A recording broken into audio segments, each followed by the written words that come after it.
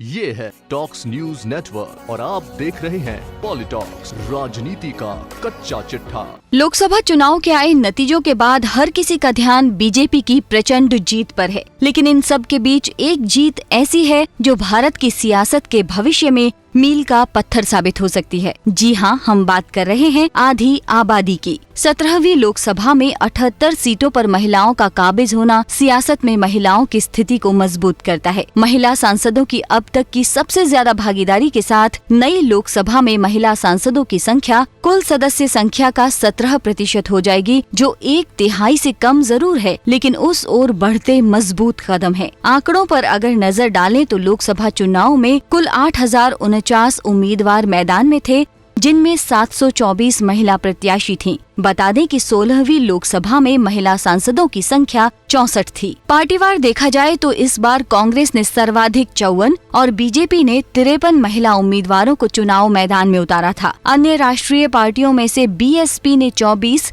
तृणमूल कांग्रेस ने 23, सीपीएम ने 10, सीपीआई ने 4 और राष्ट्रवादी कांग्रेस पार्टी ने 1 महिला उम्मीदवार को मौका दिया था। वहीं निर्दलीय महिला उम्मीदवारों की संख्या 222 रही। इस बार लोकतंत्र के पर्व में मताधिकार में जिस तरह से महिलाओं की बढ़ चढ़कर साझेदारी रही, उसी तरह नतीजे भी ऐतिहासिक नजर आए। तकरीबन हर राज्य में जनता ने महिलाओं पर भरोसा जताया। आपको बताते हैं उन महिलाओं के नाम जिन्होंने 2019 लोकसभा सीट में जीत हासिल की है। सबसे पहले बात करते हैं उत्तर प्रदेश की। जिस राज्य से सियासत की हवा चलती है, वहां सबसे ज्यादा 10 सीटों पर महिलाओं का वर्चस्व देखने को मिला। इन सीटों पर वो बड़े चेहरे भी शामिल हैं जो भारतीय राजनीति में अपनी धाक रखते हैं।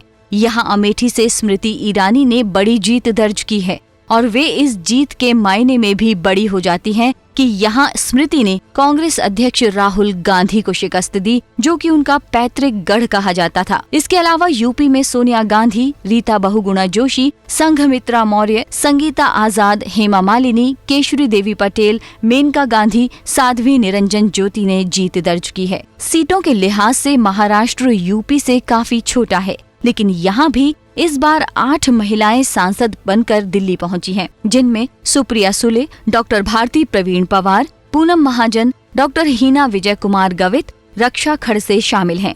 वहीं ओडिशा में प्रमिला बिसोई, मंजुलता मंडल, राजश्री मलिक, शर्मिष्ठा सेठी, चांदीराम मुर्मू, अपराजिता, संगीता नारायण सिंहदेव ने इतिहास रच लोकसभा चुनाव जीता है।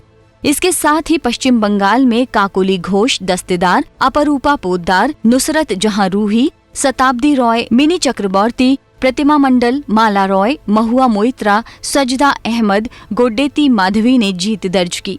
इसके अलावा आंध्र प्रदेश में चिंता अनुराधा, बीवी सत्यवती, वनगा गीता विश्वनाथ ने जीत अपने नाम की है। वहीं असम में बोबिता शर्मा, अलथुर से रम्या हरिदास ने लोकसभा सीट जीती है। महबूबाबाद से टीआरएस की कविता मलोथू की जीत हुई है। उत्तराखंड की अकेली महिला लोकसभा उम्मीदवार टिहरी गढ़वाल से माला राज्यलक्ष्मी शाह विजयी रही हैं।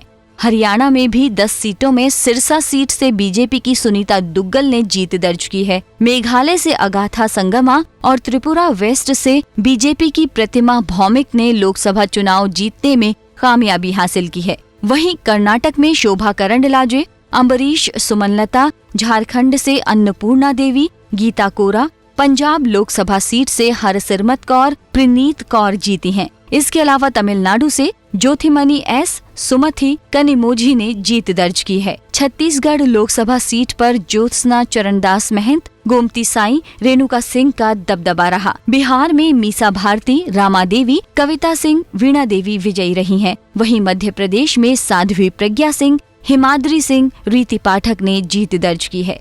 पश्चिम भारत में गुजरात से Bharti श्याल, Poonam Ben Madam, Sharda Ben Patel, Darshana Jardosh, Ranjana Ben Bhatt ने जीत हासिल कर इतिहास रचा है। साथ ही राजस्थान से रंजीता कोली, जसकौर मीणा और दिया कुमारी ने विजय हासिल कर संसद में महिलाओं की भागीदारी को बढ़ाया है। ये नतीजे उस सियासत की अगली कड़ी हैं जिसमें अब तक महिलाओं ने अलग अलग समय पर न केवल खुद को साबित किया, बल्कि भारतीय सियासत में खुद को स्थापित भी किया है। पहली लोकसभा से लेकर 17वीं लोकसभा तक के वो चेहरे हैं जिन्होंने पुरुष प्रधान राजनीति की दिशा बदल दी। इतिहास के पन्नों को पलटे तो महिलाओं ने आजादी की लड़ाई में और उसके बाद राजनीति में बड़ी भूमिका निभाई है।